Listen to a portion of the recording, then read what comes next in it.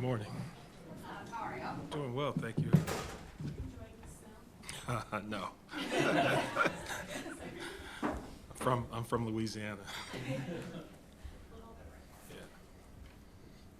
Eric, you've spoken about Ed quite a bit this season, but if you could just comment on the game last week and the amount of interior pressure that he created. Just consistent with what he's been doing all year. We challenged our front four, Ed's a part of that, to collapse the pocket against Rudolph, to really just obstruct his looks inside and be in a position to get our hands up. The ball was coming out at an exceptional rate, and so we wanted to do that. We had a lot of hits on the quarterback, and Ed led the charge with that. Third down, one of the third downs, he has a really nice hit on Rudolph, and so he just continued what he's been doing all year. The energy, the effort, just real pleased with what we were able to do as a defensive front. Ed was a part of that. Spin it forward to this week. How big is that against Mahomes? And Brady always said that interior pressure was the thing that bothered him the most. Without question, protection concepts would like to set the depth of the pocket. It gives the quarterback an opportunity to survey, go through his reads and progressions, and then step up in the pocket if things start to extend. And we have to make sure we take that away from the opponent, not just this week, but every week. That's a goal that we have, whether it's a one-on-one win or it's collectively as a unit of just, kind of denting the pocket or obstructing the looks for the quarterback. And to Jay's point, the last time you guys played Kansas City, you didn't have Daquan, and now you do. Now I know there's a lot of other injuries on that side of the ball, but what can he do to kind of make Ed even more dangerous and also obviously impose his own one? Right, just what I just mentioned, and last year when Daquan was with us, when we played in Kansas City, he did a really good job of winning his one-on-one and taking the depth away from the pocket. So now Ed had a chance to work.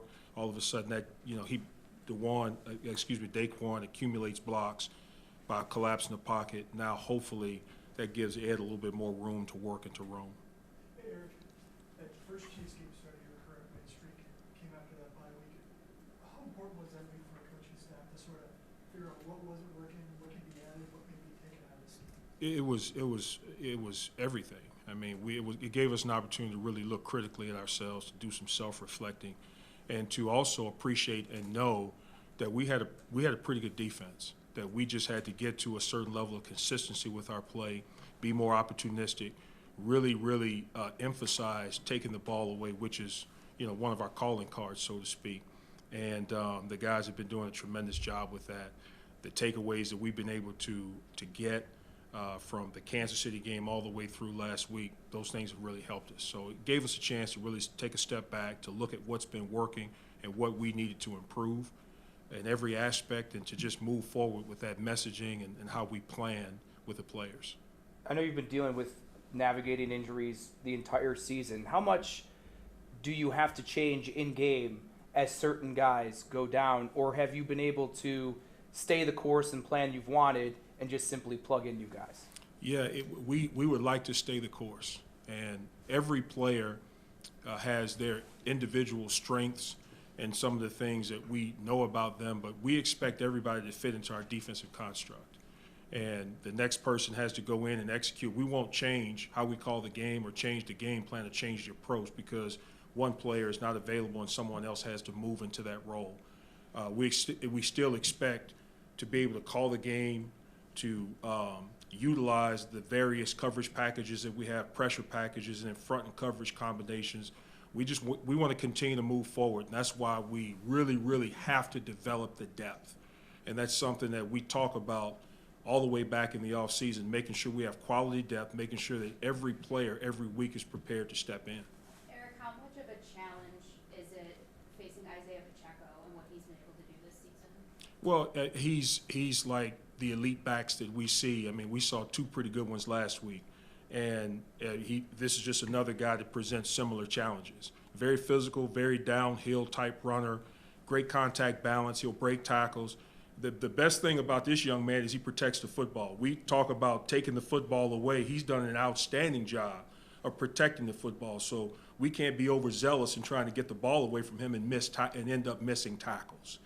And so just another challenge for us, and one that we'll be prepared to meet. Eric, all your time in the league, have you ever been around a defense that has lost this many players due to injury and had to shuffle so often? Not that I can recall. I mean, not that I can recall, but it also, it's challenging, but it also speaks to what I just mentioned. The coaches have done a really good job of making sure that everyone in our respective meeting rooms, everyone's plugged in and they feel engaged in what we're doing. Even the guys who are working, the scout team looks primarily, they're working on position fundamentals as they prepare our offense. And so I can't recall a scenario where we've had, but it's also given us an opportunity to really identify the character that we have. And I think the guys have done a great job. And to follow up on that starts at the top with Sean, right? I mean, statistically, you look back and he's had defenses that are maybe better than this, but can you speak to the job that he's done of making sure that the defense stays the course and is where it is right now? Well, the messaging has been consistent. And from what I've seen with Sean, there's been absolutely no panic. There's been no indicators from him and how he's addressed the team every single week when we've had guys available and when we have not had some of our higher profile players, that this is a challenge that we can't meet. And he instills confidence in every single person in the room when we talk as a collective. And you can tell the guys feel like, man, when I get my opportunity, I'm going to be expected to go out and to perform at the same level and to do the things that are characteristic of our defense. And so the messaging has been really, really consistent. It's been strong, and I know the guys have responded. How would you describe the character of this defense? Tough, just really mentally tough. We were meeting today, and one of the things that, when you're 6-6 or wherever we were, you can look at that and say, listen, we're down a couple of scores in the ball game. You can use that analogy or whatever.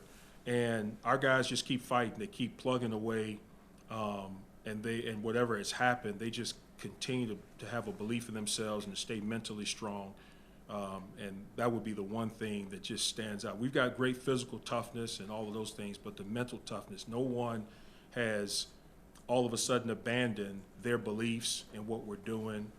And it's just been really, really cool to watch. What is your perception on the role that Mike and Jordan, guys who've been here, as long as you've been here and been here since Sean's been here, the role that they have in kind of leading this defense and, when you're talking about this toughness that they have, what role do they play? A lot of enthusiasm, a lot of confidence. They're tremendous communicators. And they don't just communicate to the people in their position group. These guys, Jordan and Mike, are talking to everyone on the defense. So there's a relationship there that we can really, that lends itself to that cohesiveness, that sense of family, that sense of group that we have to compete with when we go out on the football field. It's not just on the back end, it's not just on our linebacker group or the guys up front. We have to play as a cohesive unit. And there's a lot of confidence, there's a lot of tremendous communication that you see on and off the practice field even in the boundary on game day. There's a lot of cross communication, a lot of guys talking to each other and encouraging each other and just working through all of the different situations we find ourselves in. How beneficial is it to have someone like AJ step in, who has years of experience calling defense when TB exits the game last week? I mentioned to AJ after the game, because I've been with AJ just about for most of his career, going back to Carolina, and I've not seen anyone. He's unusual in my opinion. A person that can come in, and it also speaks to his level of readiness, just staying prepared and being able to come in, and just his knowledge of what we're doing, how thoroughly immersed he is in what we're doing philosophically, our scheme, and the fact that the young man he's just ready to go. And to go in and to give us those types of quality snaps in a critical situation, I can't say enough about him, and fortunately, I've been in a position to witness that for a long time. You talked about Cam Lewis's versatility in the past. He was saying yesterday how he kind of goes nickel one day and transitions throughout the week. Sure. What he's getting ready for. What's it like watching him prepare throughout a week when he has all this on his plate? Well, first of all, Cam knows how to compartmentalize each role and prepare himself for all of the different things based on what we're working on. Yesterday is the first and second down day, so now he can really focus on which role he's likely to occupy in that situation. And as we progress, he transitions to the other roles. So he does a good job of organizing the things that he will, the things, the contingencies that he may find himself in, so that he's ready to go with each particular situation if it comes up. How Would hard you is s- that? Well, it's not easy, but it requires someone that is dedicated, someone that invests away from the schedule, and that it just requires a tremendous investment on Cam's part to be prepared for 3 different roles that could come up. And listen, you may only play one position, but you have to be ready to address 3 different positions. That's not easy, but he's done a great job with that. What did you see from Von Miller in particular late in the game against the Steelers? Some of the things that are characteristic of what Vaughn can do as a pass rusher and a guy to have his situation. He won decisively. He did that with a variety of rush moves. He got a hit on the quarterback, and the quickness, the speed, and most importantly, the confidence.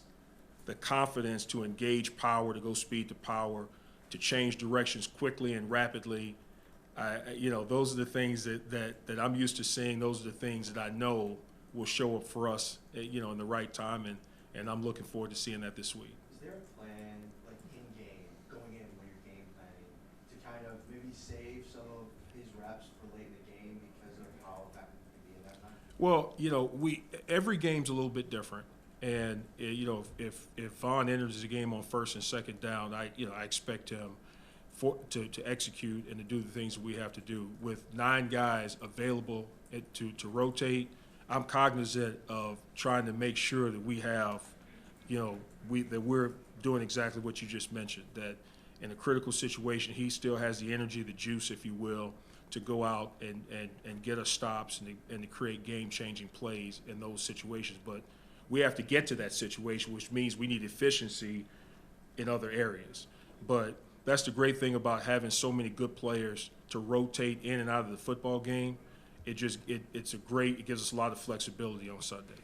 Eric, through all the injuries that the defense has had, how have you and the defensive staff come together to think outside of the box of what you're normally calling with a healthy defense to help play to the strengths of the guys on the field? Maddie, that really has not come up the way that you might imagine. We've lost some really tough players. We've lost some major contributors. And when we go in the meeting room, we don't talk about calling the game or organizing the game plan against the opponent because of that. I've not heard that or seen that.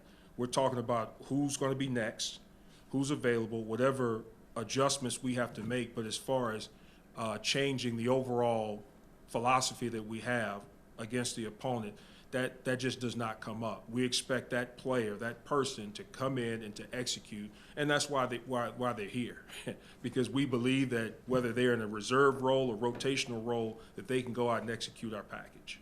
And what does that say to the confidence that you guys have in the people who are ready to go if those starters get injured?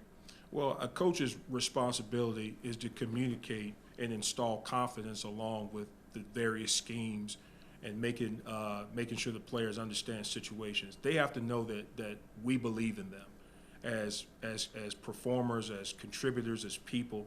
They have to be able to feel that and understand that it needs to be authentic and real. And that's not hard to do when you're in the position with the guys that we have in the locker room and my involvement with them and what we've been able to see. That's not a stretch at all. Thank you. Thank you.